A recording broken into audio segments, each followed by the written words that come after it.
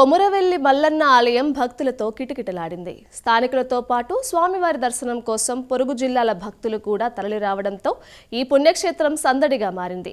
ఈ సందర్భంగా స్వామివారిని దర్శించుకుని మొక్కులు చెల్లించుకున్నారు. దాదాపు 20,000 మందికి పైగా భక్తులు ఆలయానికి వచ్చినట్లు ఆలయ సిబ్బంది తెలిపారు. కొండపై ఎల్లమ్మ అమ్మవారిని దర్శించుకోవడంతో పాటు బోనం మొక్కులు చెల్లించుకున్నారు.